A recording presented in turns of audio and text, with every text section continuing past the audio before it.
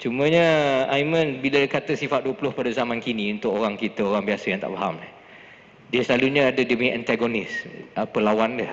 Lawan dia dipanggil Tauhid 3. Jadi mungkin Aiman very briefly untuk orang awam. Okay. Apa masalah dia dengan Tauhid 3 tu, kenapa ni sifat 20 ditekankan di situ? Bismillahirrahmanirrahim. Jadi sekarang ni kan orang buat gaduh. Sifat 20 ke Tauhid 3? Sifat 20 ni yang kita mengajilah kat sini, kat masjid ni, dah memang mengajar. So Tauhid 3 ni dia mengajar bahawa ada Tauhid Rububiyah, Tauhid Uluhiyah, Asma' dan Sifat.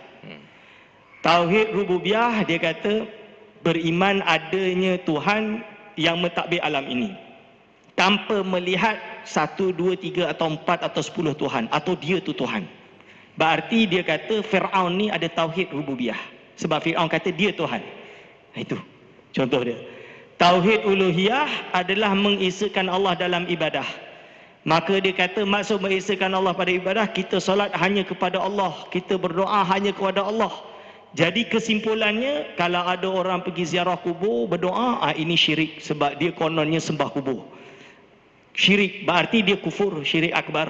Dia kata macam tu. Kufur ni berarti keluar dari Islam.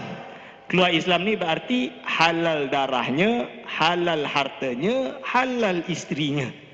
Ini. Akhirnya lahirlah kelompok yang mudah kafir mengkafir, bunuh membunuh macam yang terjadi di ISIS. Kalau dulu golongan yang dipanggil dengan golongan Khawarij, wa man lam yahkum bima anzalallah faulaika humul kafirun, barang siapa tidak berhukum dengan hukum Allah maka dia kafir. Yang beza dengan dia anggap tidak berhukum dengan hukum Allah, kafir. Dibunuhlah Sayyidina Ali karamallahu wajah. Misalnya mati Sayyidina Ali, dibunuh. Ini. Lalu asma' dan sifat, mereka kata bahawa Allah SWT ada sifat selain wujud, sifat kidam tu semua kita tak ada masalah. Tapi bila dia masuk sifat, Allah ada tangan, ada kaki, ada wajah, ada mata. Allah ni duduk bersila. Tak boleh lah. Dan inilah tempat kesalahannya. Dan ini tidak wujud. Di zaman Rasul tak wujud, di zaman setelahnya tak wujud. Tapi yang mewujudkan pada kurun ke-8 Hijriah dan diteruskan dibawa oleh golongan Salafi Wahabi ini, dan disematkan pada hari ini, didakyahkan membawa Tauhid 3 yang tak pernah masuk Malaysia kecuali setelah tahun 80-an akhir. Itu kisah dia. So, akhirnya sifat 20 ni dianggap Greek Yunani, Tauhid 3 lah hari sunnah. Wallahualam. Jadi yang saya ingatkan tadi bila Datuk Mufti kita memang bezakan antara Tauhid 3 dengan sifat 20 simple saja. Dalam bahasa kalam mudah tadi, bila saya tanyakan dia yang saya pengurusi majlis itu, menurut Samahatul Syekh Datuk Mufti kita, Datuk Wan Zaidi, sifat 20 ni digunakan oleh orang Islam untuk pejuang Islam pun untuk lawan orang kolonial, untuk dalam perjuangan kemerdekaan, dalam perjuangan jihad dengan orang bukan Islam. Jadi musuh sifat 20 ni, kalau sifat 20 dia kalah kan, adalah orang bukan Islam. Bila kita dengar Tauhid 3, musuh dia orang Islam. Siapa yang porak-poranda kan, yang jatuhkan perpaduan kesatuan? Orang-orang yang duduk mengajarkan Tauhid 3 ni sebenarnya memusuhi orang Islam sebab duk mengtakfirkan ke atau menyesatkan orang Islam sesama Islam sendiri, walaupun dah memang ulama besar-besar dah kata memang tak ada masalah macam ni, dia nak mengkafirkan. Jadi I think kita ambil iktibar dari situ untuk masyarakat kita. Kita boleh nampak samrah dan hasil dia begitu. Simple aja. Alhamdulillah. Itu sebabnya balik pada Ahlus Sunnati wal Jamaah. Jadi saya khatamkan di sini. Dengan semua dah terbang ke atas naik macam burung, nak turun ke darat ni untuk orang awam kita sini. Saya nak tarkibkan sini. Tahlil kan, bukan tahlil baca Yasin, doa selamat malam Jumaat, tetapi analyse kan. Simple. Ahlus Sunnah wal Jamaah yang ikut i'tikad Asy'ariyah tadi, fiqh Imam Syafi'i dan tasawuf Imam Al-Ghazali, atau tarekat-tarekat Mu'tabar, atau tak payah ikut tarekat Mu'tabar, tak ada masalah. Yang tiga ni ciri dia simple. Maksud dia Ahlus Sunnah ada dua. In fact, tiga. Kalau Ahlus Sunnah dia baca ikut sunnah baginda dan juga daripada Quran yang tersurat dan juga yang tersirat, saya cakap tadi. Ini yang melengkapkan ciri-ciri ahli sunnah wal jamaah. Sebab kalau dia cuma mengikut yang tersurat tetapi bukan yang tersirat, ini jadi salafi lah. Macam Wahabi yang ikut yang zahiri tadi.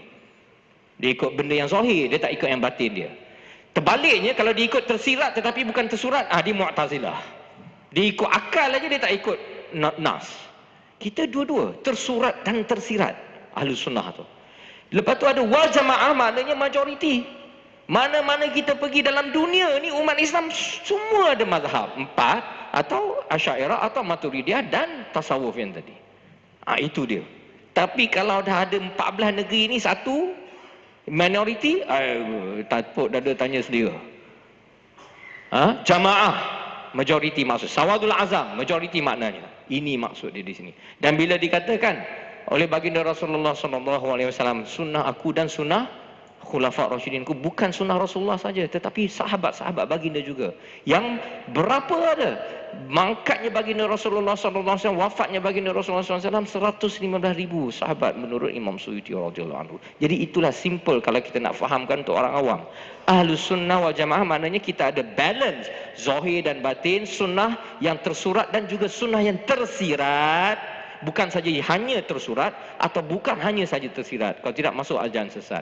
Tetapi juga wal jamaah, bukan wal bait. Itu masuk jalan ajaran Syiah. Ini dia. Cantik molek, dah ada balance-nya di situ, tawazunnya di situ. Memang bertuah kita di bumi bertuah Darul Ridwan, ada mufti yang masya-Allah ahli sunnah wal jamaah, ada sultannya ahli sunnah wal jamaah. Ikut tu sajalah, tak payah nak kita risau-risau. Ikut kita punya ulil amri minkum dalam hal itu, supaya kita boleh keluar, buat rumah, buat dengan kerja. Tuan DO yang ada di sini dengan sibuknya, ada yang sini yang kerja bus drivernya, yang taksinya, bawa grabnya. Bukan ada masa kita nak jadi ulama atau mujtahid. Itu yang kita taklid, ikut ulama kita yang memang dah jalan yang benar, alhamdulillah.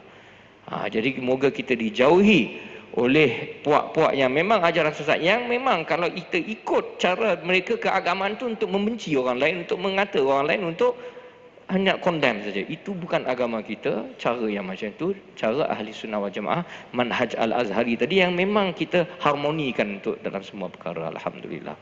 Jadi moga-moga Darul Ridwan selalu akan jadi the grace, the abode of grace. The grace pula, kita ni gentleman punya abode. Tak macam Darul Ta'zim itu lebih kuat sikit. Tapi itu kita terlalu gentleman, lembik sangat lah. So sekarang alhamdulillah Paduka Seri Sultan Perak dengan mufti yang baru, alhamdulillah semenjak tahun 2013, walaupun kita ada enactment yang tidak membenarkan contohnya Wahabiyah, Salafian itu diajarkan, kurang untuk dalam penguatkuasaan itu. Dan alhamdulillah sekarang more work will be done there, insyaAllah.